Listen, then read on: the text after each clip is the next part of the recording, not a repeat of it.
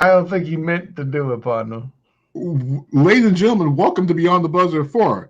Kyle, today's date is June 24th, 2021. I'm your host, Danny Thompson, checking with you live tonight. We are a couple minutes behind. We're having a little bit of technical difficulties. Our super producer, Bobby Blackjack, is in the rainstorm in Orlando. But that's all right. For the next hour, myself and my main man to the right of me, UCF beat writer, college football writer, and also writer for the three-point conversion, the student of the game, Mr. Kyle Nash. How you doing, my friend? Hey, man, what's going on, bud? Good to see you. Good times all the way around. It's slow in football, though. That doesn't mean I don't have opinions to bring to the table. Boom. Yes. And so, like I said, us, the dynamic duo, brings you all the wonderful things in sports in the next hour and a half or so. And if you're on StreamYard, Facebook, YouTube, anywhere you can hear this voice, the sound, on all types of social media, please leave comments in the chat so Kyle and I can talk because we don't bite. Unfortunately, the weather's biting Bobby out in Florida because we don't see him at the current moment. We'll figure it out. We always do. You know what, Kyle? And also big shouts to our good friends at Valor at itsvalour.us, as you see them in the top left-hand corner over my right shoulder. Also our good friends at I-95 Sports and on Blackjack TV, so all the great shows over on the network. And Kyle, we mentioned that fact that we'll start off because Bobby's missing. And guess who else has been missing this week, Kyle? Who's that? Ben Simmons. Oh, I should have known. We'll start with Ben Simmons. Now, as I don't know if you've been sitting under a rock in the sports landscape over the last couple of days. Ben Simmons went missing. His jump shot went missing. His free throws went missing. And now the Philadelphia 76ers season is now missing. The Sixers were eliminated while we were gone last week because of, guess what? Ben Simmons' ability to go missing. Kyle, you're a football guy. I am. Have you ever, has anything happened in sports, in your football knowledge, that can compare to the fact of Ben Simmons going missing as a franchise player in the clutch? I could argue that Aaron Charles Rodgers not running forward in the NFC Championship game this past season is the closest thing I can think of off the top of my head. It was arguably, Kyle, it's not even heartbreaking. It's frustrating. Kyle, is different when, it's some guy that's not making $178 million. It's tough enough then. That's right. And Kyle, the coup de grace of all this was in good old Game 7, Kyle. Game 7. You had Ben Simmons, who is 6'10", backing down Trae Young, who is all of 6'1" without the El DeBarge hair, backing him in the post. And Kyle, he pulls an NBA 2K move, breaks off the back down, and had a wide open lane 2 feet from the basket, and instead of dunking the basketball to all high heavens of the floor, he passes it and not just a pass, a mid-air pass to Masai Thybulle, and then Thybulle gets fouled. The Sixers hit 1 or 2 free throws, and Atlanta pulls away late. It has led to a week of Sixer fans and people in the city of Philadelphia basically ready to jump over things and go fight Ben Simmons. Kyle, at this point, you've seen the process. The process has been going on longer than I could even tell you. I think, Kyle, the process started before I started covering NBA games full time. I mean, Andrew Bynum and all that, right? Kyle, we're talking about when they drafted Nerlens Noel and traded him for Drew Holiday. That's right. They traded Drew Holiday for Nerlens Noel. Back in 2000, Kyle, the process started when I was working at EA Sports on NBA Live. Okay, the process has lasted this long, Kyle, and the process has led to only 2 playoff series wins, and those 2 playoff series wins have ended up with them losing in Game 7. Kyle, at this point, do you think the process needs to end? I mean, I've always struggled with what the process is in and of itself, and I can't be the only person, right? Like, for me, I'll put it this way: it might be time to reboot the process. Listen, I'm on record even before Ben Simmons is a thing that they need to rethink their direction, especially when it comes to Joel Embiid as well. And it's not me here saying that I think he's a bad basketball player or that I don't enjoy watching him, because hell yeah, I do. But let's put it this way: Ben Simmons not shooting isn't news, right? So if they weren't able to have a coaching staff that could help him elevate his shooting game and make that happen, then yeah, maybe it is time to at least jettison parts of what's going on. And listen, I know you know their contract situation better than I do, but the numbers that those two guys in particular command is going to be a big factor in what's going on moving forward, right? You know, and by the way, as a side note, for all the Nets fans who were thinking it was over after 2 games, I got to remind everybody the series doesn't start until you get a win on the road, and that's what Milwaukee finally did in the 7th game. Granted, perhaps arguably with a little help from Ben Simmons, but like it's not like this is a slouch team either. Let's be clear in the Milwaukee Bucks, but that doesn't seem to ever matter in the eyes of the analyst. When you look at the Sixers, you mentioned Kyle Embiid and Simmons' contract. They're also paying a max contract to Tobias Harris as well, too. Oh, yeah, good call. Actually played well the last couple of games of the series. I thought he was missing the first part, but he came and stepped his game up. But Kyle, you mentioned coaching. At some point, Doc Rivers is going to keep telling this man to shoot the basketball, but at some point, when does it stop being on the player, the coach, and start being on the player? Like, you know, people start comparing, and you know, Giannis got to the next round, and we'll talk about the Bucks and Hawks in a second. But people say, "Oh, Giannis can't shoot, and neither can Ben Simmons." So what's the difference? At least Giannis attempts. He tries. Okay, he might try too much, but he tries. What's up, Brett? Long time no see. I know it's been a while. Glad to see you back in the chat, my friend. But at some point, Kyle, like you have to attempt. He took 3 shots. And Kyle, what was worse than the 3 shots in 7 games in the fourth quarter was just 34% from the free throw line. Yeah. Yeah. This isn't Shaq. I get it. Kyle, this is worse than this makes Shaq look like Stephen Curry from the line. And at that point, I think I had heard it alluded to, I believe it was Scottie Pippen on Twitter. I have this wrong, but like at that point, in a less eloquent way, the point I got what he said is at that point, why even have Ben Simmons in the game? You know, well, you remember in Game 5, Atlanta went to the hack of Simmons theory. Basically, they started fouling him because in the NBA you can't foul intentionally before the 2-minute mark. After the during the last 2 minutes, so they kept fouling him in the beginning part of the 5-6 minute mark. Anytime Ben Simmons touched the ball, he was getting fouled. So that's why when he was coming up the court, he was just handing the ball off. So basically, made him unusable, pretty much useless. Right. How did Atlanta won Game 5? Besides the fact that Philadelphia collapsing, is because they put Ben Simmons on the free throw line.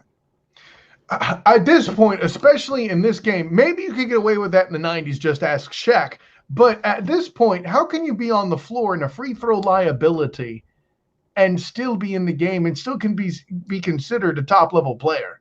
Doc had to take him out in Game 7. Kyle, Doc had to take him out. Maybe too little, too late, I suppose. I don't know if it's too little, too late, but the thing is, you have to use Ben Simmons on the other side of the ball because when Trae Young is shooting moonshots, like kind of saying to Mike Patton, saw him on the chat. What's going on, General? You have Trae Young launching, and Ben Simmons is 6'10" with a 7'3" or 7'4" wingspan. So when he's shooting threes, as he's done it a couple times this series, and Ben Simmons puts his hands up, the ball's getting blocked. I'll put it this way, and as much as I am a Doc Rivers guy, I really hated the way Orlando treated him back when, right? Like that was all awful. And I think he was a big part of the Suns' success too, not for nothing. But I guess some of the criticism, you're right, should fall to him, but to the player itself, here's the problem with that. Let's say, I shouldn't say, there's not a problem putting blame on Ben Simmons. What has officially happened now, however, is how tradable an asset is he to fix the roster? And to go back to your original question, is it time to end the process? I think that may have already happened, whether we have any control of that as would-be Sixers staffers or whatever. Just the PR and reputation of Ben Simmons is going to drop so much, he's not going to be worthy in a trade situation to what he is commanding in his contract. You're right. I mean, there's a big mess going on, and goodness only knows what Embiid's going to decide to do when his contract comes up. I'm not sure. I don't remember when that exactly is. But, yeah, you ask if it's time to end the process. It may implode on its own. That's what I'm trying to say. And to your point about Ben Simmons and the future of the franchise, the Sixers and Ben Simmons' agent, which is Rich Paul, a.k.a. LeBron James' agent, are meeting in Philadelphia during the draft combine. to figure out a future for Ben Simmons. Now, we did see that Doc Rivers had mentioned, can you win a championship with Ben Simmons as your point guard? He couldn't answer it. But then he said, hey, listen, we're going to try to fix Ben Simmons, a.k.a. it's damage control. I know Mike Patton's in the chat saying that Doc and Philly going to make a plan. Yeah, they're going to make a plan to get the hell out of there. Okay? Yeah. Well, I'll put it this way. If they're General's right about one thing. If they're allowed to, they probably will. But I don't know that the Philly front office will sign off on that. You still got to see. I mean, the thing is, you're not going to get 95 cents to the dollar like they could have got with James Harden back in January. Nope. I think at this point, what are the available options? I've said trade him for D'Angelo Russell at this point. Get Ben Simmons away from an entire big city, put him in Minnesota or redirect him to Oakland or whatever. Get him away from Philadelphia. I think he needs to be in a place where he doesn't have to shoot. He doesn't have to do much of anything else but just play defense and pass the basketball. Golden State's perfect. Even Minnesota's a great place to go because Anthony Edwards and Karl Anthony Towns will shoot enough for him not to shoot. Hey, yeah. I love the Golden State idea because somebody's finally acknowledging that Draymond Green's like 176 years old in basketball years, right? I mean, at the same time, Kyle, think about this. When Klay Thompson gets healthy, you have three potential all-NBA defenders on the same floor with Steph Curry shooting threes. Right? And then all Andrew Wiggins has to do is play passing lanes. Hey, take Klay Thompson out of that. It's still pretty lethal. And I'm not saying that I have a problem with Thompson. It's just he's still a question mark. People keep assuming he's just going to come back magically refreshed. How many major injuries has he, by no fault of his own, obviously suffered? We don't know that he's going to be the same guy. Klay Thompson wants to be ready for opening night. If Klay Thompson followed the Kevin Durant playbook, he'll sit out until after the All-Star break. Yeah, well, take the 16 months and chill out. Kevin Durant proved it, and Kyle, we saw those last two of those last 3 games. He played every minute of Game 5, and he played every minute, including overtime in Game 7. Yeah. Plus, he played 40-plus minutes in Game 6, all coming back off the Achilles injury, Kyle, which took him almost 2 years of sitting out. That is the blueprint of how you come back from an Achilles injury. Man, I'm hearing all that, and you're absolutely 100% right. That's not the debate. What I'm saying is, I've been in my day, granted, obviously not at the NBA level, I was out with a long injury, and damn it, if I got another major one and I was told to wait a maximum and extra period of time, that'd have been tough for me to sign off on. That's all I'm saying. I mean, I think it's anybody, Kyle. I mean, anybody who's a professional athlete that is competitive.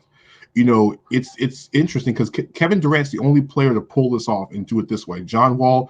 When John Wall did it, Kyle, it was kind of not his own fault because he had tore his Achilles, but then he blew his ACL out.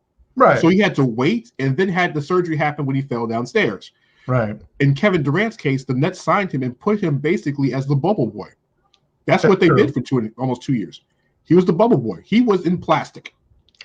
And I think the Warriors can actually take that plastic and put it on Klay because as we watched Steph Curry do it last year, Steph can carry them to an 8 seed. Okay, off no fault of his own. He can carry them to an 8 seed. But he's not carrying them the whole season. He's carrying them for the first half of the season. Yeah. And then let Klay come back and do his thing else. But you know what? We're not talking about teams that are eliminated anymore. Let's talk about the 4 teams that are left. And you mentioned coming back. Chris Paul's back. After a spell with COVID that cost him miss games 1 and 2, Chris Paul returns to the Phoenix Suns last night as they take on Game 3 with the LA Clippers. The game is going on right now. I think it's still early going in the first quarter. But Kyle, when you would have thought, we talked about this last week, that the Clippers would not have, the Suns would be out Chris Paul for the first 2 games, would you have thought they would have won both games against the Clippers without Chris Paul, even though Kawhi Leonard's out? Listen, I would have called it as a split because, I mean, listen, maybe you think I'm putting too much weight on, and that's cool, but Kawhi missing matters, okay? So, I felt like that they would have at least split that. Win them both, that would have been a stretch for me. But, like, if you had said they're going to split, I'm like, yeah, I could buy that. Winning them both, that's a bridge too far. Now, as much as people want to talk about Chris Paul making the epic return and that being a big deal, which it is, still missing Kyrie to me is what's going to make this 3-0. Why? Because all the players have already seen without Kyrie, we lost the first 2, and then this guy's back. You know, it's going to be rough. I have a feeling the Clippers win one of these 2 games, but they lose in 5. Mr. Kawhi Leonard is going to say is a killer. I don't think Kawhi's even back. And to be honest with you, I think it's a torn ACL, which means he's going to be gone for at least. Well, the ACL put him out for about the first, depending on surgery, the first 6 months of the season. But since it's Kawhi Leonard, he won't be back until May. Okay, Kawhi is going to take all his injury time possible, and don't expect him to opt out into free agency. It would just be flat out stupid. Mike Patty in the chat let us know the first play of the game was Chris Paul with the assist to DeAndre Ayton. Speaking of DeAndre Ayton, you know, Kyle, in this series, the Suns have won these 2 games on some real interesting things. In game 1, it was Devin Booker's 40-point triple-double that launched him once again into the superstar stratosphere in magical playoff performances. The second 40-point triple-double in Suns franchise history. Kyle, can you name the other Suns player that did it? I don't know that I know. Is this one of my 90s guys? Yes, it is. He played for the Suns. I say my instinct is to say Barkley, but I don't think that's it. You're correct. I'm correct that it's not him? Yeah. No, you're correct that it is Charles Barkley. Oh, ha-ha! Charles Barkley is the only player in Suns history to have a 40-point triple-double. Booker did it in his first ever conference finals game. They won the game on Sunday, but Kyle, I think the more impressive fact was how they won the game on Tuesday. On a game where Paul George blew the game in pandemic Puxatawny Phil, Perry the Platypus fashion. Paul George blew it again. Kyle, he actually played a good fourth quarter. He had 10 points in the fourth quarter. Paul George is almost a 90% free throw shooter, Kyle. He was fouled up by 1 with less than 10 seconds left in the game. Puxatawny Phil sees a shadow and misses not 1, but both free throws. I mean, both of them. It wasn't 4 of them, right, Magic fans? Anyways. Kyle, he missed 5 out of 10 free throws that night to be a 90% free throw shooter. He was shooting like Ben Simmons. No, Mike, he does need to learn to live. No, he does not. That man is not living on this show. No, sir. Perry the Platypus decides to miss every free throw that is needed. And then, yes, Perry the Platypus. If you've seen Phineas and Ferb, he is Perry the Platypus. He's not Agent P. He's no superhero. He turns into a complete brick when you need him the most. If you talk about, listen, and then the Suns went on an amazing play, Kyle, an outstanding play call. A great pass from Jay Crowder over the rim to DeAndre Ayton, Kyle. Oh, yeah. The dunk at the end of the game that reminds folks of the Dwight Howard finish a few years ago when he was in Orlando, if you're a Magic fan. But that finish with DeAndre Ayton, beautiful. The Suns are up 2-0. If they win tonight, they might as well go ahead and get the broom out, and Chris Paul can rest a little bit longer. Speaking of things of resting, well, Kyle, let's talk about the Olympics. Because guess what? The NBA players decide, Team USA has been decided on the men's and women's side. And I will talk about the women's selection in our little hot take section at the end of the show. But on the men's side, Kyle, Team USA is complete. Sort of. Ish. Yes. All 12 spots are filled. Normally, you would say the United States should go ahead and blow this thing away. All right. I get it. People have the misconception that the United States is always going to blow people away in the Olympics when it comes to basketball because we have guys that play in the NBA. Guess what? The rest of the world does too. They do now. Yeah, absolutely.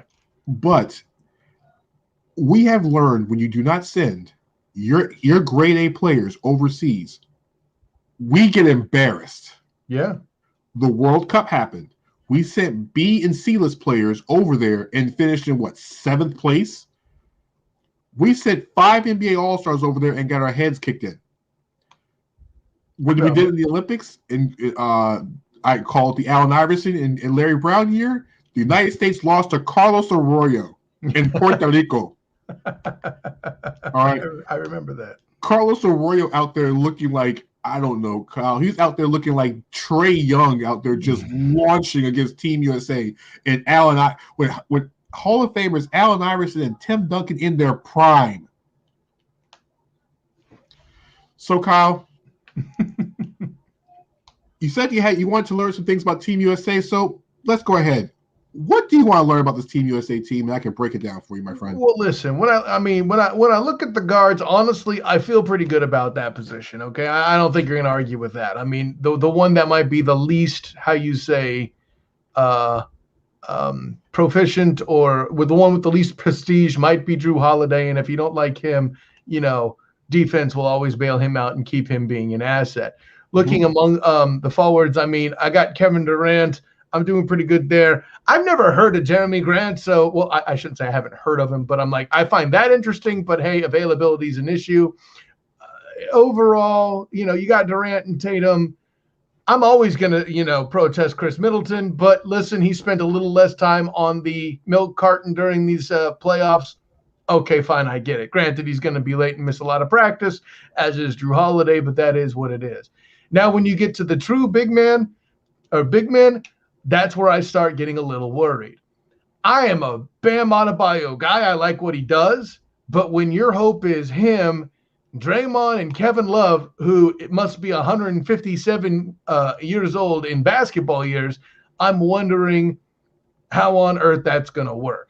And maybe you have other concerns other than me there too. But if you're in a position, the one thing American basketball should always be able to do when it faces off against the European game is to be able to bash people in a way that typically the foreign teams don't have big men like American teams typically do. Of course, there are exceptions. I've heard of Yao Ming. That's fine. But here, I don't really feel like you got that here. I like Bam and Draymond is Draymond, but Kevin Love not exactly an intimidating force. So if you're trying to outplay the more European style basketball and beat them at their own game, that's going to be, I could see where there's a concern. But you tell me. I love the guard positions. I don't feel like they're short on shooting and abilities to slash to the basket. All right, so let's look at the team of the breakdown. So you mentioned the guards. Team USA is always going to have strength of guards. Okay, There's always strength in numbers. Even with Stephen Curry saying no, Chris Paul saying no, Kyrie Irving not even being considered at this point because I don't think he even wanted any part of this because he's also injured as well too. Correct. James Harden, who was named, and it was like, you know what, I'm gonna rest his hamstring, and I think he needs to. That's probably smart, okay. Right? We still have guards, Kyle, that didn't make the roster. Trae Young, who's out there launching on everybody, wasn't even on the team this year. Yeah, okay? Yeah. So you have him as one guard. You have CJ McCollum, who's another guard. I'm just going offhand here that Kyle Lowry, who bowed out because he's a free agent. So Team USA has plenty of guard options. Ja Morant, they have guard options. Okay, that was never the issue. What has been the issue is the front court situation. You mentioned the front court. So as far as the forwards go, we're going to win the gold medal because Kevin Durant's playing. It's very simple. Okay. If you don't think we're going to win, go back and watch Game 7. And that includes the air ball. It is what it is. He was tired. He played 53 minutes. And I think he only sat down during timeouts. Hey, and the only reason why we saw that or had any problem with it is because his big-ass foot stepped on the line. He'll tell you himself. And then he goes 0 for 6. Then after that shot, he goes 0 for 6 in overtime as well, too. Come on. But we have seen what Kevin Durant does. Jason Tatum is a phenomenal player. And yes, Kyle, Chris Middleton has his moments like he did last night where he went 4 for 17 against the Hawks. Yeah. Chris Middleton could also be a 3-and-D guy. But Kyle, your point, and I think a lot of people's question is, Kyle, your favorite word, where is the beef? Where's the beef? Where's the frontline guys? As you mentioned, typically up to about maybe 12, 16 years ago, Team USA was always bigger there by the front line. Well, let's look at the people they couldn't choose from. Nikola Jokic, Serbian. Joel Embiid, he's from Cameroon. Karl Anthony Towns is Dominican. So those three are nowhere to be found. Rudy Gobert is French. Now, after that playoff series against the Clippers, we're not sure if we want him anyway. But you look at the top 4 centers in the NBA, they're all from another country. All right? You mean Vucevic is foreign? Vucevic as well, too. So that's 5. All right? We're running out of centers at this point. Okay? So, Kyle, let's look at our available options. Oh, wait. Yes. Steven Adams is even New Zealand. Damn He's from New Zealand. Okay? Yes, he's a Kiwi. All right? So that's another option out the window. See? Oh, no! I mentioned Steven Adams, and even your computer's like, no. My computer saw Steven Adams makes $30 million. It's like, ugh. All right. Oh, yeah, true. Yeah, no, like that's for all that want the idea of what just happened. That was Danny Thompson last week informing me that Karl Anthony Towns isn't an option because he's Dominican. Anyway. So as all those foreign options are taken off the table, so what's next? Okay. Jarrett Allen is a free agent, so he ain't trying to risk it. Neither is Julius Randle. They're both free agents. So you're not going to get those guys. John Collins of the Hawks, they're going deep in the playoffs. He's unavailable, all right, because he's a free agent. So those options are completely off the table, all right? Then you're now going to the next tier of guys. What are we talking about? Dwight Howard? No. Hassan Whiteside? Oh, my God. Andre Drummond? Blake Griffin? No. Blake Griffin? Peter Griffin? Like, what other options do we have? Exactly. All right. Thomas Bryant's hurt. Mike Patton even mentioned, and Mike Patton mentioned a guy by the name of Wendell Carter Jr. Orlando Magic. Sure. No. Okay. No. All right. So what they had left, Kevin Love and Draymond Green have both played in the Olympics before, so they have Olympic experience. And Jeremy Grant is not a power forward. Okay, he's not a center option, but Right. he's going to be. He has versatility. He's also 6'10", so I like. Oh, so they're going to be using. See, I didn't even know about that. I didn't even think they'd be using him as a power forward. Okay. Listen, this situation, Draymond Green's playing center at 6'7". All right. Okay. And then of course you got Bam Adebayo, who has to stay out of foul trouble. If Bam gets in foul trouble, Team USA's in trouble. Right. And listen, I don't think you disagree that Bam is the best big man option on the team. Yeah. And I forgot, Miles Turner's not playing because he's hurt, and he led the NBA in shot blocking this year. Oh, so those options are all gone. And old Mother Hubbard, if someone mentions Andre Drummond in this chat, I'm going to yell. Because Andre Drummond, as we learned with the Lakers, is straight up garbage juice. Also, who are we calling? DeMarcus Cousins at this point? Maybe Greg Oden's available. No, Frank Kaminsky. I mean, speaking of injury, I don't think we mentioned Embiid. I think that's the big reason he's not involved would be injury. Right? Embiid's from Cameroon. That's not happening either. That. But you know what? He's not playing anyway. Why? Injury. You know. Well, I mean, he's from Cameroon, so it doesn't matter at this point. There's two reasons why not. That's what I'm saying, Danny. Thomas Bryant's unavailable because he's coming back from injury. Who are we talking about? Daniel Gafford, Cody Zeller of the Hornets. I mean, Kyle, we can go dig in the battle, but Team USA will run into a problem if they play Lithuania, for example. Lithuania with Jonas Valanciunas of the Memphis Grizzlies and Domantas Sabonis of the Indiana Pacers in a game where you can put your hand over the cylinder. Y'all ever played NBA Street where you could just jump up and that's what you could do in the international. You put your hand over the cylinder. So Team USA is going to win the gold medal, but it will not be easy. Now, two of the teams that could have given the United States a lot of trouble in the Olympics, which was Canada, is shorthanded because no Jamal Murray, there's no Shai Gilgeous-Alexander, there's also no Chris Boucher, all due to injuries. Australia got word that Ben Simmons is pulling out of the Olympics to go work on his jump shot. If you're an Australian fan, that actually might be a good thing. All right. It might be actually a good thing that he's not playing. Because Australia's been waiting for, but see what though? Ben Simmons to Australia is what Linus was to the Great Pumpkin. Ben Simmons had been promising to play for Australia since I don't know when. And Linus has sat in that pumpkin patch every Halloween waiting for the damn Great Pumpkin, and neither one has shown up. Crikey, where's your jump shot? Anyways. Listen. So that's the Team USA beat. And then last thing in the NBA this week, we had the NBA draft lottery last night. And Kyle, the Detroit Pistons won. Yay! Good luck. I mean, they have the chance to draft Cade Cunningham, while Orlando Magic fans are basically upset. They had two chances to get the top overall pick and are now picking 5th and 8th. Yeah. How about no? The sad part is, Kyle, since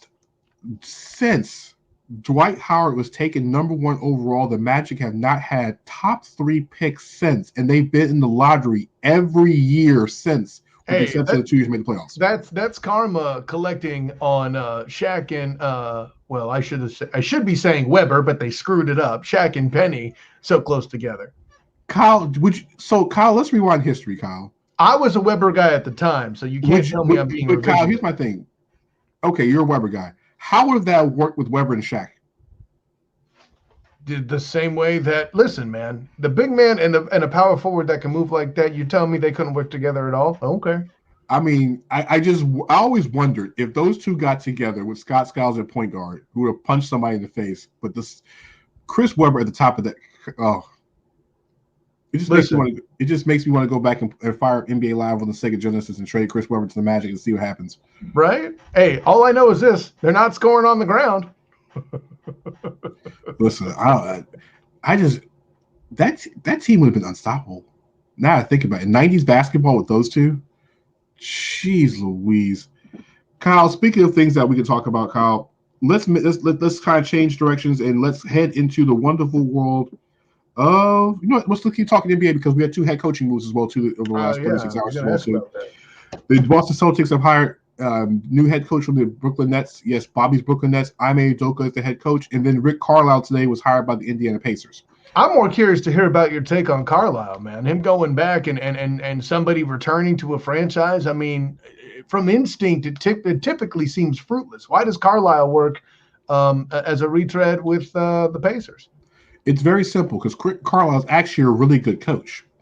Oh, Rick Carlisle left Dallas because he got tired of dealing with Luka Doncic and the foolishness of that front office.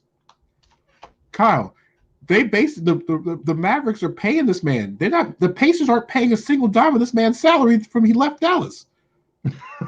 So he's collecting 2 checks. 2 checks. Rick Carlisle, he's collecting 2 checks. And so why would he choose Indiana? Let's look at the options that were available. All right, in Rick Carlisle's case. All right, you're not going back to Boston. Nah, it wouldn't have worked in Boston. No, I don't think so either. I think he wanted a situation where it was a little bit less stress and pressure.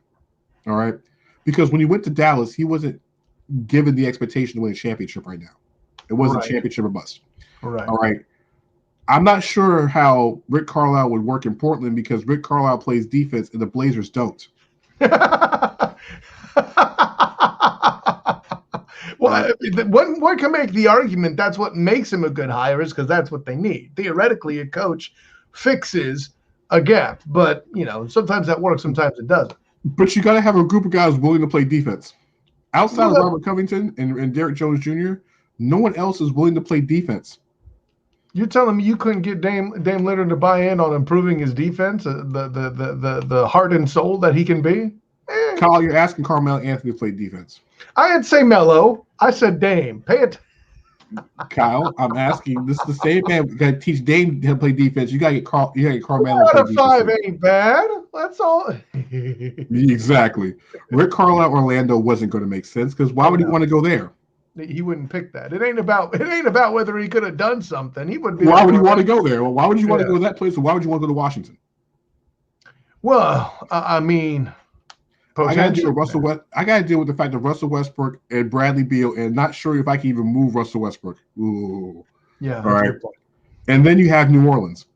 Listen, if the Pelicans weren't going to listen to Stan Van Gundy, you think they're going to listen to Rick Carlisle? That's a great point by you, Danny Thompson. All right.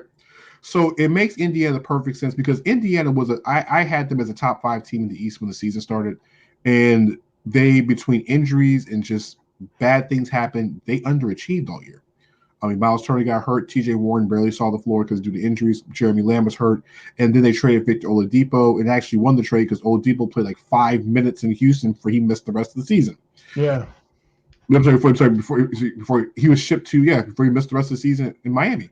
Yeah, he was shipped.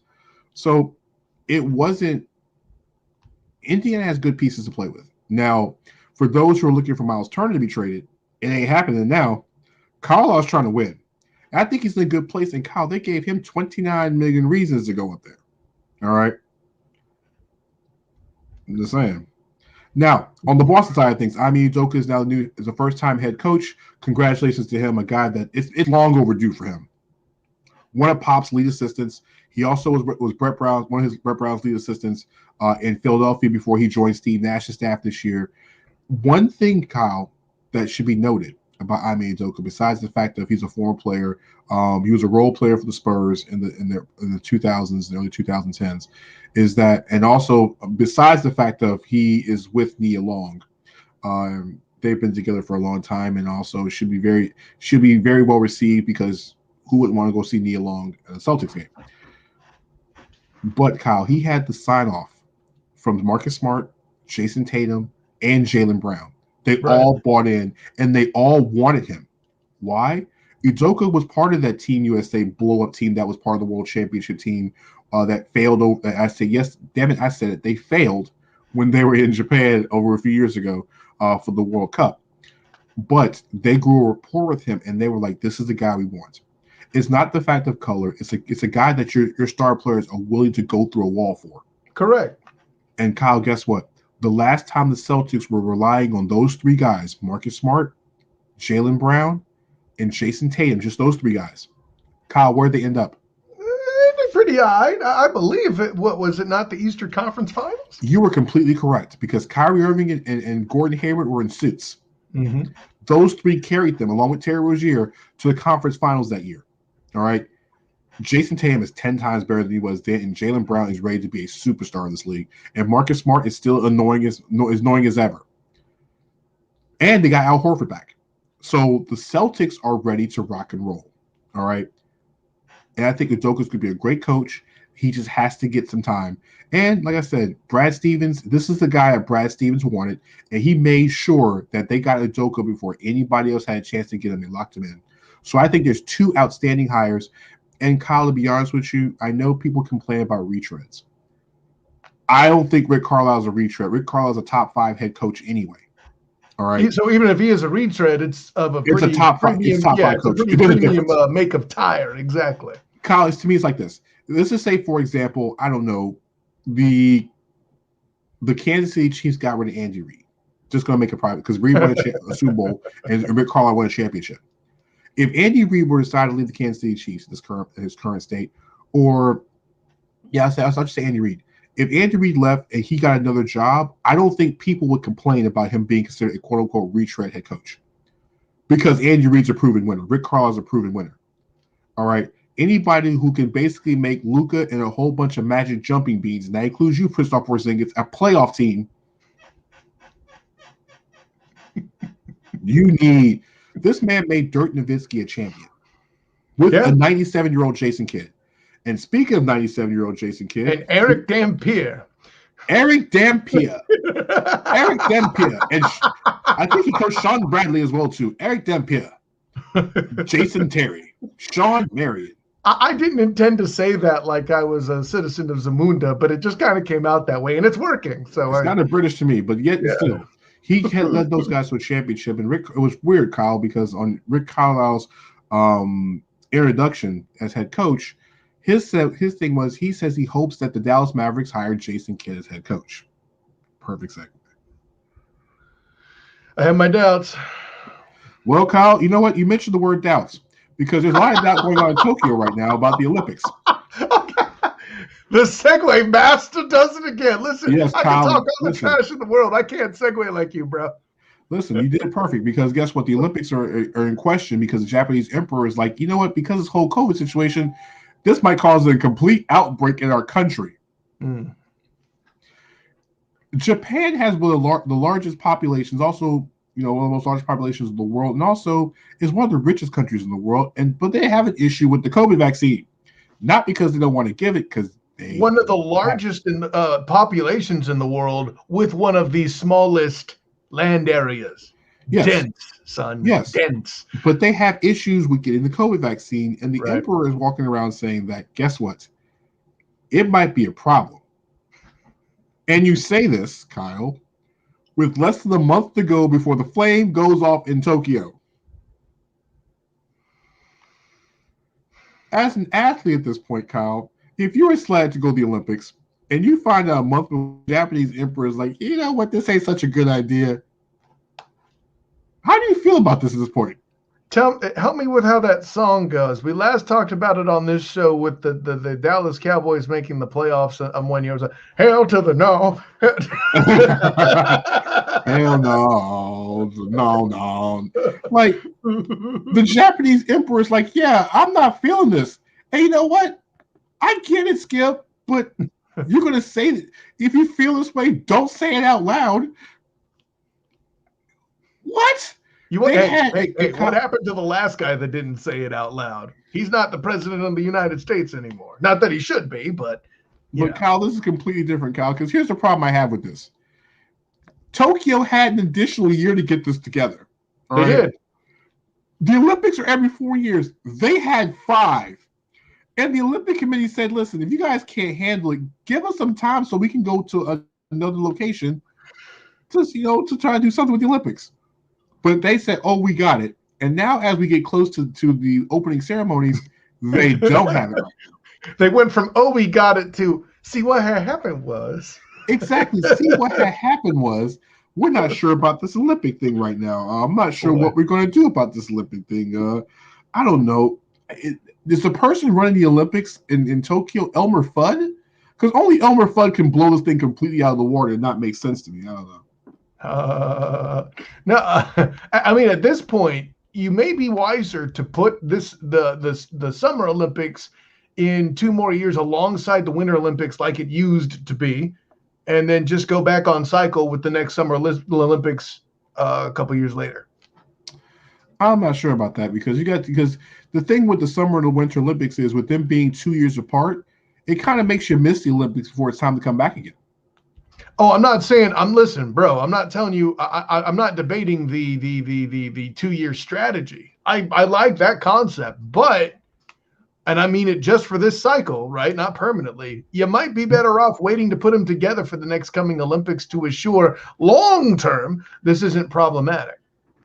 Well, I guarantee you Paris won't have an issue in 2024 because if we're not, we're gonna have a problem. Because damn it, I want to watch breakdancing in 2024. All right. If the United States don't choose the Jabberwockies, we're gonna have a whole damn problem with all of this. I don't know what to do with you, Danny Thompson. Listen, the Jabberwockies better be on Team USA for the breakdancing team. That's all I'm saying. Why is there breakdancing in the Olympics? Kyle, listen. I mean, Kyle, there's some weird sports, Kyle, that in the Olympics. I mean, hell, it took them 60 years to get baseball back. Well, I mean, listen, that's a whole other question. I mean, you know how I feel about the game of baseball, but anyways. Kyle, speaking of things that are moving on, let's move on to the NFL as well, too. And there's a couple things that happened in the NFL today. In a surprising move, Pittsburgh Steelers guard David DeCastro, Pro Bowl guard, I mean, a long-time Pro Bowl guard, was cut by the Steelers today, and they picked up, was it Trey Turner? I didn't see this particular move. The only thing I can think off the top of my head is that it's a cap issue, right? But I'll put it this way. You have a 247-year-old quarterback that is beaten, battered, bruised, broken, and doesn't eat healthy either. Not that I should be talking trash. But, yeah, that cat's going to need some protection, and you just downgraded. Listen, I don't have a problem with Trey Turner. He's not awful, but he's certainly a downgrade to DeCastro. Like I said, the only thing I could think of is that it's a money decision. Well, the word is that DeCastro been bagging ankle injuries and also was requiring surgery potentially, but he's also but here's the problem with doing this, Kyle.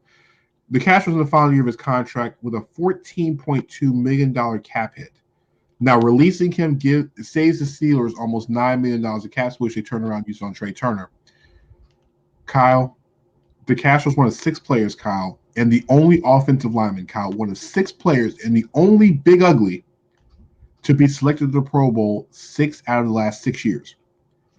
Kyle, here's the other 6 players, Kyle, that have been in the Pro Bowl the last 6 years or been named in the Pro Bowl. And I think these guys are pretty decent. Fletcher Cox. He's all right. Khalil Mack. Bobby Wagner. He's old, though. I'm kidding. Travis Kelce. I mean. And Aaron Donald. Oh, I can't even make jokes about that. Don't, because he'll come to the screen. He ain't fighting me. It's not Candyman. He ain't fighting me on this one. Oh, he's just gonna laugh at me, dude. It's okay. No, Kyle. No. He might look at you. He might see, Kyle. You're a bigger guy than me, so he might find you intimidating. No, he won't. Kyle, keyword, he might find you intimidating. I didn't say he was. Listen, but he might find you I know I got his number, but this is my Father's Day J.J. Watt jersey, so maybe he will. I don't know. No, I'm the best defender in the NFC West. Anyways. Listen, I mean, you can say, you kind of like J.J. Watt if you squint a little bit and turn your head. And dye my hair and make me less fat. And he can't see me from the side. That's the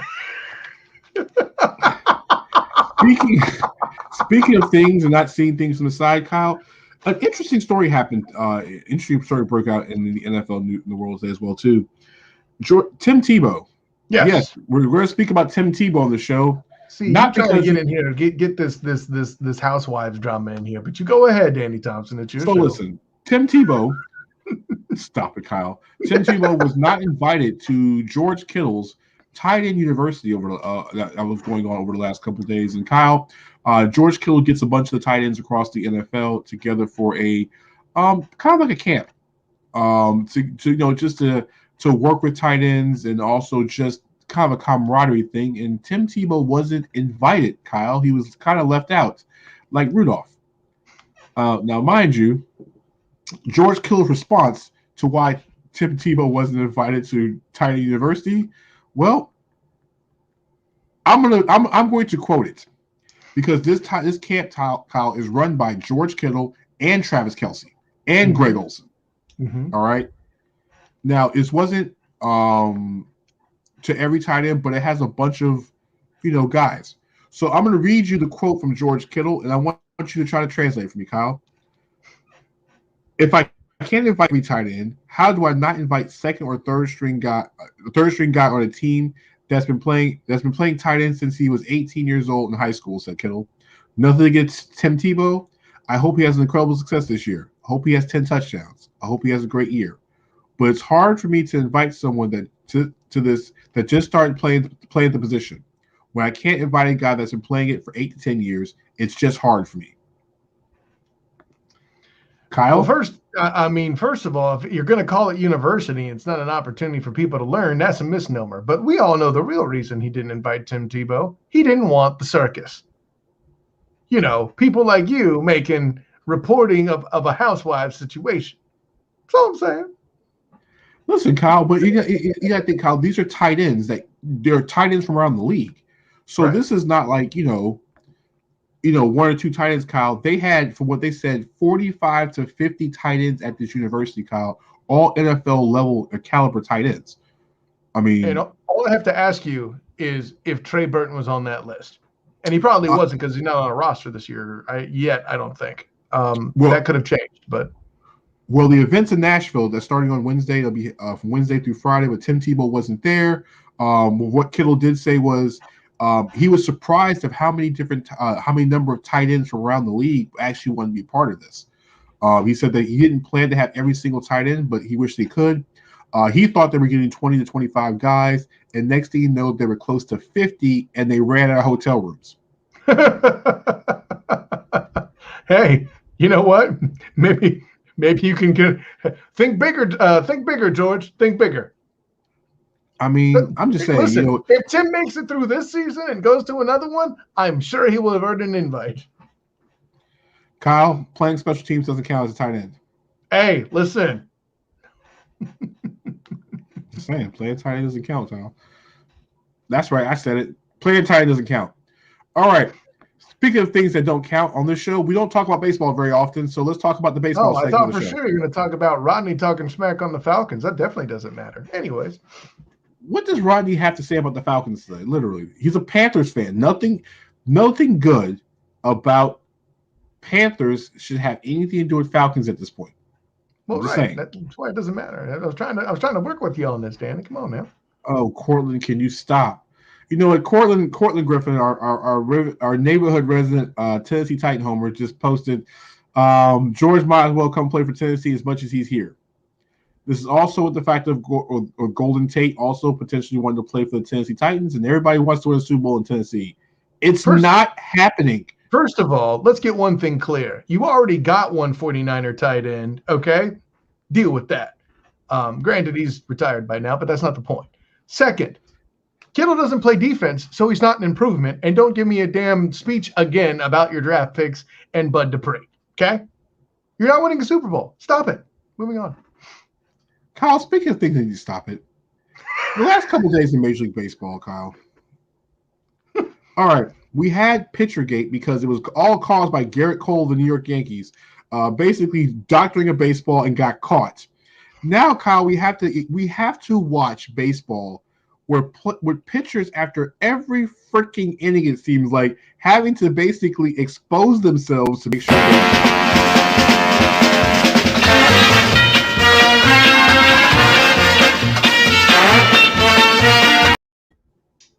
You're proud of that?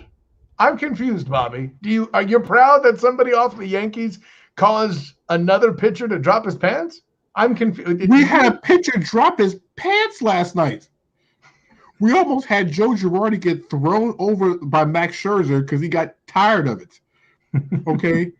Max Scherzer striking out here is left and right, and then you have him complaining. And you know what? Welcome to the house, Bobby. Hey, Scott. Hello. So, Bobby. I heard Yankees. I played his team. That's all. Oh, okay. He's just reacting. Okay. Yeah, we are hotter than the Mets right now. Yankees are better than the Mets right now. Here we go. Yeah, well, you know what? And the Nets have just as good a seat to watch it all happen, right there, Bobby? What's that? The Nets have just as good a seat as you do to watch all the baseball action, right, Bobby? Yep, and the Islanders will beat Tampa. That's adorable. You know what? That's a perfect segue, Bobby, because Game 7 between the Tampa Bay Lightning and the New York Islanders is tomorrow night down in Tampa. All right, I know we don't really talk hockey much in the show, but it is Game 7. All right, we have fans. So let me explain this to you. If you've never watched hockey before, all right, watch tomorrow night. There's nothing like Game 7 with fans with a chance to go to the Stanley Cup on the line. Yeah. All right. Montreal, and now this is a weird Stanley Cup year because there's 3 teams in the East and 1 team in the West because of the fact of the NHL wouldn't allow Canada wouldn't allow the NHL to let their teams travel until this part of the year. You're going to have potentially the Montreal Canadiens take on the Eastern Conference team in the Stanley Cup Finals. But Kyle, it's the famous world of Game 7. Mm-hmm. No matter what sport it is. And the NHL, Kyle, if the game is tied, first goal wins. Yep. All right. May your death be sudden. Yes. Yes, sudden death. Not the Jean-Claude Van Damme movie, and not the Pittsburgh Penguins, because Mary Lemieux's not in this one. All right. But this is sudden death. It's Game 7. Everything's on the line. There's nothing better than a Game 7. I don't care. It could be Game 7 of the World Series. It could be Game 7 of the NBA Finals. Nothing it compares to a Game 7 in the NHL in any playoff round.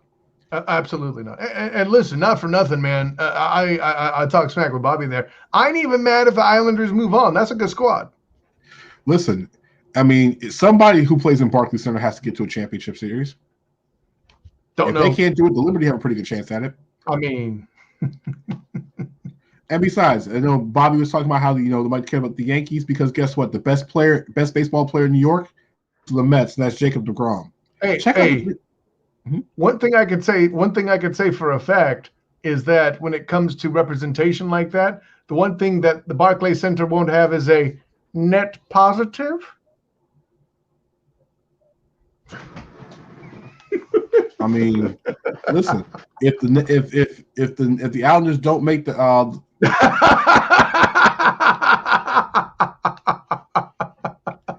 what more can I say? I mean, just like this. There'll be more fans of Jay-Z concert than there'll be a Brooklyn Nets thing this summer. Summer boy. Jams in New York. Now you're just being cruel. So, hey man, do the plug I interrupted you, man, of right there. You were talking about. When you're speaking of the best player. I mean, that's the Yankees' hopes this year. But speaking of the best player in New York, also the best player in baseball, probably our good friend Cortland Griffin, as you see him in the chat, wrote an article this week on Jacob deGrom of the New York Mets. And guess what? He's the best pitcher in the game. But why that he's almost to the point where it's just unfair to have him on in baseball. Kyle with a 0.5 ERA. That's ridiculous. 0.5. The reason why Jacob deGrom's are undefeated because the Mets can't hit a damn baseball most of the time. So reminiscent of the I believe it was the Royals when they were trying to make noise in the postseason. No, because here's the thing, Kyle. It's the difference. I'm just talking about the lack of offense.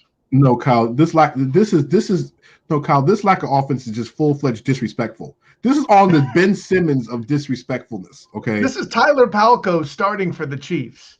Kyle, this is the equivalent of watching early 2000s basketball with the Pistons and Spurs. All right. Both teams are playing defense. Nobody's scoring more than 85. In this case, Jacob deGrom is giving a. Kyle, how many times I watched Jacob deGrom give up? This is LSU versus Alabama in a championship game. Yes, almost that level of foolishness. Kyle, I have watched Jacob deGrom go 7 innings, strike out 14 or 15, give up 1 run, and get a no decision. because the damn Mets can't hit a baseball. But guess what? The next day, they score 7 runs the next day. Kyle, I think there's maybe 2 or 3 starts this year, Kyle, where the Mets won on a Jacob deGrom start because deGrom hit a damn home run. What do you got, Bobby? I'm just listening. Oh, okay. I'm just here to look at you judgmentally. Because I'm dogging the Mets right now. All right. There he goes. All right. So before we head out of here, we're going to talk about a few things. We're going to talk about the hot fire segment. So Kyle and I and Bobby, since he's in the building, are going to take one topic in the sports world and just basically have a chance just to lay it off your chest. Everything happens in sports, no matter what sport it is, time frame, anything else. It's always something to kind of lay off your chest. It could also be an opinion about something. Bobby, since you're in the short screen in the middle with the Mohawk, and you're also in Florida, what's on your mind tonight, sir? Let it off your chest, my friend. I will get redemption from my Brooklyn Nets in the form of a Euro 2020 championship from my team Italy. And how are they doing down there? They are unscored upon so far. Oh, okay. They're going Jacob deGrom. Are they scoring goals is the question. Yeah, they are. Actually, they have a new coach now. And the key is, though, we have a coach now for Team Italy that looks like a beetle. And that seems to be the magic elixir in European soccer, is you have a coach with that shaggy hair, 60s style of the Beatles. You just got to put the ball in the net, mate. Wow. I don't know how we're going to talk that. So, Kyle, crazy week in sports. You're the big football guy. Also, dabbling in other things as well, too. What's on your mind this week, my friend? Let it out. Hey, listen, not for nothing, folks, except the fact that Trae Young is officially better than Luka Doncic, and it's not necessarily what's happening on the court. Here's what I know. Trae Young is not the drama queen that Luka turns out to be. Maybe Porzingis was right. As much as it hurt my soul for them to make me lose my pick because there was craziness between the two of them, or at least the headlines would tell me. Then I hear the same is true between him and Rick Carlisle. What is going on there? And oh, by the way, now they got to hire a new coach with all that going on. The Mavs are going to slip back. And folks, Trae Young is a real deal. I had to explain to somebody today. Somebody literally looked me in the face and said, "But isn't Atlanta sorry?" Hey, this isn't the 90s, and Dominic Wilkins is long retired. Listen, ladies and gentlemen, I think Atlanta will be back in the Eastern Conference playoff picture next year. Maybe not the boldest prediction, but don't be surprised if they're in the finals as well, making a lot of noise. I've been saying Trae Young for the last month. Trae Young, because he's the most disrespected player in the NBA right now, because guess what? People are still talking Luka Doncic and Trae Young. No one's saying how great is trying to take away from Trae Young, from Luka Doncic, but Trae Young deserves the same type of respect that Luka gets. Because right now, if Luka's doing what Trae Young is doing right now, they'd probably be building a statue outside of the American Airlines if Luka was doing what Trae Young is doing right now. Yeah, right next to Dirk's. But that's not what I want to get off my chest tonight. What I want to get off my chest tonight is about – I kind of said this last night on Legacy on Fire. Big shout out to my good friends over at the Legacy Sports Network. I was on the show with them. A great night, a great group of guys. But I only had about a minute, so I'm going to take this a little bit longer. My issue this week is with not just the men's side of Team USA for the Olympic side, it's the women's side. And now this is my problem. For the second time in consecutive Olympics, there's been one player that was left off the roster that shouldn't have been left off. This is not Isaiah Thomas with the Dream Team back in 1992 because he didn't deserve to be on in the first place and fight me over it. Oh, snap. Here's the problem. In 2016, Candace Parker was left off the team after being not only the best player of the WNBA, but she was the face of USA Basketball for the Olympic ads for NBC and wasn't on the roster. Why? I don't know. Maybe it was the head coach of UConn that had 6 former Huskies on the team in 2016 and that didn't play Candace Parker, but nothing but garbage time minutes in 2012. Fast forward to 2021. Nneka Ogwumike, and Bobby and Kyle, I'll give you a quick background who she is. She's a former league MVP. She's a champion. She's a 6-time All-Star, 5-time first-team All-WNBA, one of the best two-way players in the entire league, and has now become the only player in the history of the WNBA, we're going on 25 years now, to win the MVP and not play on the Olympic team because she wasn't chosen. In the year where Maya Moore, who was on 2016, is not playing, Angel McCarthy, I don't know if Maya Moore will ever touch a basketball again professionally, where Angel McCarthy was on 2016's team is out with an ACL injury, and we hope for her to have a speedy recovery. One would think that one of the top 5 players in the WNBA would be selected because she plays that position. Unfortunately, she wasn't. Is this politics? I don't know. She can't. It can't be because she's a problem, because she's the president of the WNBA PA. It's not because she doesn't know how to speak, because she graduated from Stanford, and if you heard her speak, you would think she is a complete Michelle Obama type speaker, a powerful speaker, a dynamic speaker. I want to know the reason behind it. Is she injured? So is Diana Taurasi. Taurasi's due back. Nneka Ogwumike's injury would have lined Kyle right up with the week before Team USA camp in July. There's no excuses at this point. Oh, but yes, there is. The Olympic Committee is really a sham on this one. Kurt Smith, the head coach of the Connecticut Sun, Katie Smith, who's a former Olympian, and a few others, decide to make a decision on a player that deserved to be there. No offense to the other 12 women who should have been there. No, none of them. No offense, because those 12 women deserve to be there. But I'm sorry.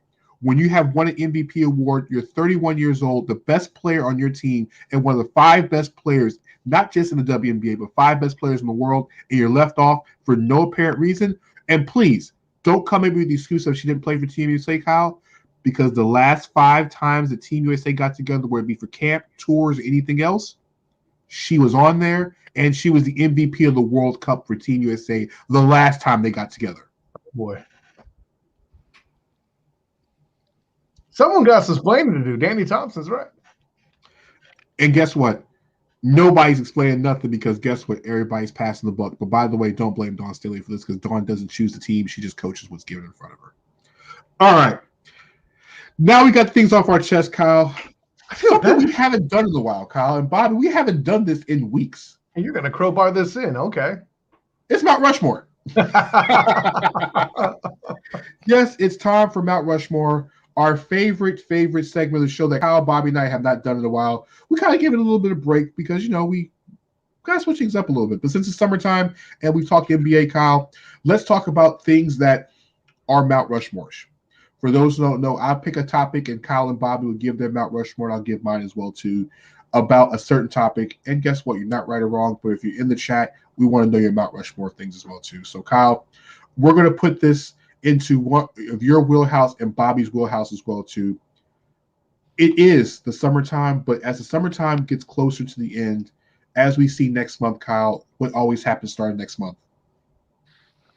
Starting next month, camp. You have camp for colleges and you have camp for pros. But Kyle, we want to talk about things that are traditional. Okay. So Kyle, what is your Mount Rushmore of football traditions? And I'm gonna let you and Bobby choose them from the NFL and college. So traditions are things that are tradition. So things that could be things that happen on Saturdays, things that happen on Sundays. You guys have seen enough. Bobby has been around since him and Ted went to school together with Methuselah back in the olden days. So they went to school with Methuselah and James Naismith playing in peach basket. So Bobby has plenty of knowledge about football at this point. Wow. Got to throw a Ted Hicks joke in there. No, I saw what you did there. Listen, man, I'm going to miss some here. That's okay. Just because there's a lot of great ones out there. It seems every school has a little something that they do. Players run here. The Valley entrance is a big deal. There's a bunch of other things going, but this is going to be pretty tough for me. Anything related to Notre Dame and tradition, I'm going to let Bobby handle as the fan in the room. So that'll leave certain other signs that people hit on the way down the locker room and things like that in his purview. But when you say this, one of the first things that comes to mind are just some of the matchups that you expect to have every year as tradition. I'm going to put Michigan and Ohio State down as one of the traditions, because if that game doesn't happen, it's a very sad thing. And, COVID, I don't even have to talk about it anymore. But the punchline is this, ladies and gentlemen, that in itself is a history. Is a tradition that has to happen. Another one, even though it is twice a year now, but I really wish they would do it more often on Thanksgiving, would be the Packers playing against the Bears. I know it happens twice a year, like I said, but the oldest rivalry in the NFL, back when they were still the damn Decatur Staleys, is a thing that I'm here for and all about. But while we're on the topic of tradition and things going on with Lambeau, I know it could be called a newer tradition, but it's old enough to be considered a classic because it's been around long enough. I'm a fan of the Lambeau Leap. What can I say?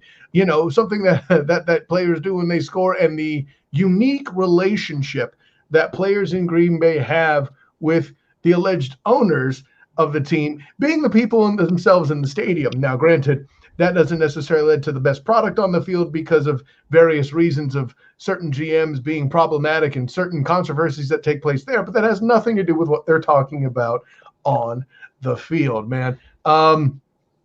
Let's see, what is that? 3. I need one more. Sure. Another solid tradition. Something. I guess the first game, even though the game itself is pretty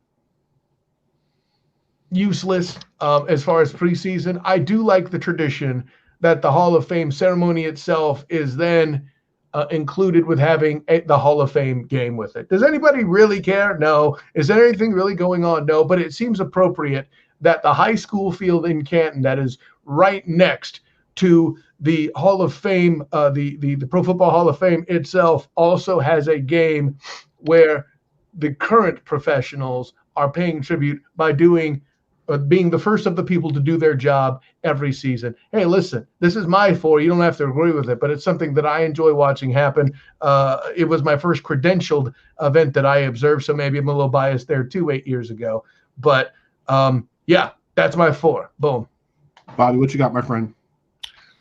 Well, I think personally, it's the end of summer, like you said, and as a Notre Dame lifer, you got to put on Rudy at first time of the year, get all pumped up for the season. And this year will be a little more bittersweet because Ned Beatty just passed away, who, of course, played Rudy's dad in the movie. And I've always said, when I go to see Notre Dame live for the first time, I'm gonna be like Rudy's dad with tears in my eyes the first time I ever see that field for the first time. I've actually been there on the outside. I haven't been in the inside yet. I'm going to say what's becoming a good tradition now is being a fan of summer as I am and hate seeing summer depart. That first Thursday night football game is becoming a tradition because it kind of gives a little bit of happiness to the end of summer. That very first Thursday night real game they play now. First Thursday after Labor Day. Yep. So it kind of makes that little end of summer a little less painful knowing that football is back. And I'm just going to say, personally, I start feverishly reviewing rosters for my fantasy football drafts. That's becoming a real big August tradition, getting ready for the drafts and everything, and getting the who's who, and just really to start talking football again. It's always the best thing of the year to watch. So what we do when we do with Danny Thompson, Bobby Blackjack considers tradition. I got no beef with that. Listen, it's all football. So as long as it's football and it's college or pro, it's tradition. So I think tradition for me, and there, like you said, Kyle, and Bobby, there's so many traditions that are great. I mean, you're talking about when Notre Dame runs to the field to hit the "Be Like a Champion" sign. That's what I thought Bobby was going to mention. Yeah. Yeah, but I think anything with Notre Dame, Bobby's going to go there. You're looking at the Golden Dome. That's fine. But I think for me, tradition, when you see, wow, I think for me, when that schooner runs on that field at OU, when you have the horses, you have the trail, and then the schooner runs on the field, and you hear Boomer Sooner throughout that entire stadium, that sound, it's just, I've heard it live. I want to see it live. It's something amazing because you have horses. It just brings back tradition of college football, especially with the Red River Shootout. I mean, I think when you tie all that together with the Red River Shootout, it's one thing. With the Steel of Texas on top of that. Oklahoma's a big deal program. I feel you. When you look at it, hasn't been what it used to be, but I always enjoyed Florida State Miami. That was always the big game. Michigan Ohio State, yes. But the difference between Michigan and Ohio State was compared to Florida and Miami. Florida State and Miami, they fought on the field. Oh, yeah. All right. Miami acted like this was a complete thuggery. Okay. We're talking 1980s. They're drop kicking folks. Okay. Miami was bad. Florida State was just as bad. It was like watching those two teams. Okay. That's tradition for me. I think thing of tradition is you look at Buffalo. Nothing like watching the Bills fans in the middle of the snowstorm. Why? Because it's tradition. It happens every year. There are more fans at a Bills snow game than there is the game of the sun during the season. And the fans are just as rowdy, throwing snow.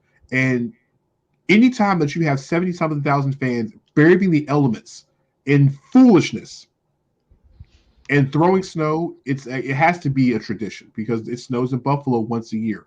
And I think last but not least, I think you guys no one circles the wagons. That's how you wrap up that. But keep going, Danny Thompson. Finish it off. I think you guys have mentioned, in your case, Kyle, you mentioned the opening, the Hall of Fame game, and Bobby mentioned the opening kickoff game. I think the last part of tradition for me is when you turn on that television in the first part of July and you start seeing these players walk into camp for the first time. They say training camp finally opens. Guys have their little duffel bags in their hands, whether it be college or pro. The second you know that camp is open, the second you see that player hit the field for the first time, because this ain't mini camp anymore. This is literally training camp. That's 2 weeks. You got 2 weeks before football season. You got 2 weeks to prepare for fantasy football drafts. You have 2 weeks just to get used to the rosters, like Bobby said, watching rosters. In Kyle's case, you got 2 weeks to get your article ready for the 3-point conversion on the AFC or whatever division you got this year. You have time to get yourself ready because football takes precedence for 25 consecutive weeks in a row when training camp begins. I'm a big fan of the NBA, and I love sports with everything in my heart. But when you see those guys open the camp, football's on. And football is not just in my life, but to quote the song, football's on my phone. This is what it is. Other traditions, Bobby, do you have any traditions on there? As far as what? Was there anything to chat about traditions? Oh, yeah. The Green Bay camp ride. Yeah, bicycle ride, Kyle. That's a good one. That's a good one. I could have mentioned the Alabama, that hawk going on the middle of the field for Auburn in the middle of the Iron Bowl. I just hate the fact that Iron Bowl is not in Birmingham anymore. Yeah. That's what I miss, because that's neutral site is best. But a great list by Cortland on the mic. So, guys, we're a little bit over tonight because we started a little bit late. But, yes, Cortland. Big shout out to Cortland Griffin. Check out the 3-point conversion. If you're talking about college football, him and our good friend Derek Worley, who are also on the 3-point conversion staff, have been dropping so much college football's knowledge about every conference. So guess what? If you're a fan of the Mountain West, we cover you. If you're a fan of the ACC, you got yourself covered. Even if you're a fan of Notre Dame, like who's a fan of Notre Dame, we're covered there too. Guys, before we go, any shout outs, Bobby? I know you're having a great time down in Florida, but any shout outs, my friend? I just want to mention Basketball Zone Network is back. Yep.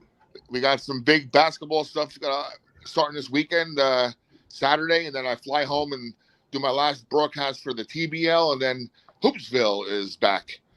Nothing like walking into a gym and seeing Isaiah Whitehead right in front of you saying hello, and he recognizes you, and seeing some of the great North Jersey players, and they'll be back on the air soon. And hopefully, yes. I'm hoping I see my boy Kyle in the next 2 days. I mean, I'm looking forward to it. Kyle, any shout outs before we go, my friend? Hey, yeah, definitely doing the thing as per usual. Thanks once again, Bobby. Doing it on the road, no less. And yeah, listen, I got to give shouts to the Atlanta Falcons, man. Like, they're doing things that I didn't expect. Granted, I knew they would be a playoff team this year. I didn't know that they would get this far. And as much as you've been talking about John Collins and company coming up, man, you were right from moment one, Danny Thompson. I'll leave you at that. Big shout outs to everybody watching the show, especially in the chat. Cortland, let's see, Ralph Garcia stopped by, Mike Patton stopped by, my good friend Rodney the Troll stopped by, Big LA brought us in the building. Also, Brent Lunchquist. We appreciate everybody stopping through tonight, saying hi and everything else. Also, at the same time, it's been a crazy and wild week all over sports. So I had some heartbreaking news this afternoon, this morning. One of my friends, Antoinette Bryant Navarro, passed away this morning. And when I got the word from her husband that she passed away, it just puts everything in perspective. And, death hits in different ways. And perspective is all about how you put things. And you always have to tell people you appreciate them. And so since I have this chance to do so, I might have said it many times before, but I'll say it once again. These two guys on my screen right here, I appreciate both of them because both of them have put me in places that I would have never put myself in. Kyle has taught me how to become a better journalist, taught me to become better at being much more meticulous when it comes to being professional. Because Kyle, if you ever seen Kyle in the press box, Kyle's one of the most professional guys you meet. Don't worry about the way he's dressed because he's always dressed professional. But the way he conducts himself is always professional. And Bobby and I have known each other for a very long time. And Bobby's one of the more straight shooting people in the entire world, but he also has a big old heart of gold. And I don't mean Lucky Charms or Notre Dame gold. He's a guy with a big heart. And both guys have always been there when I needed them and have had things that have held the show down when I have not been able to do it for whatever reason, the different various reasons I've had over the last year. So you have to be able to give people flowers where they're living. So I wanted to give their time to do it. So that's my shout for the evening. But also every person that stepped into a chat room, every person that shared the show, every person that's liked the show, every person that's given feedback, good or bad, positive or negative. It's always well appreciated, always well thought about because we want to make the show better. It's much more interactive and fun this way when people are talking and engaging and having fun, even when Rodney's trolling. Hey, especially when Rodney's trolling. So it's just like I said, things happen, things put in perspective. So my prayers go out to Eli and his daughter. Actually, there are two daughters, and their families as they go through this entire process. And yes, Rodney, it is ugly, sir. Just like your Panthers record this season. Oh, but, here we go. But no, I mean, Tiger uppercut. All I can say is, but yeah, but as far as the show goes, everybody's appreciated. Even Precious, even though she's not here, she popped in earlier. But she's taking care of Mom, so she's able to let me do what I do tonight. So thanks, Kyrie. All right, but like I said, next Thursday night, Kyle, Bobby, and I will be back on the show, and we'll be getting ready for the 4th of July. Hopefully, we're talking NBA Finals. We'll actually start. Kyle and I will start actually, and Bobby will actually start our NFL, getting you ready for NFL and college football. And so we'll start with the Power 5 conferences. We're not going over every school. We're not doing that part. There's not enough damn time for that part. But what we want to do is we want to talk about some of the big storylines for the Power 5 conferences and what to look forward to. And like I said, we're going to get you prepared for college and pro over the next few weeks. So we're going to start with the big stuff first. Get these schools out the way first. We'll talk about Tennessee and those people that nobody care about before we get to the real teams like UCF and Navy and Coastal Carolina and BYU and I don't know, some school in Indiana, Purdue or Indiana or some school, I don't know, some school that wears gold or something like that.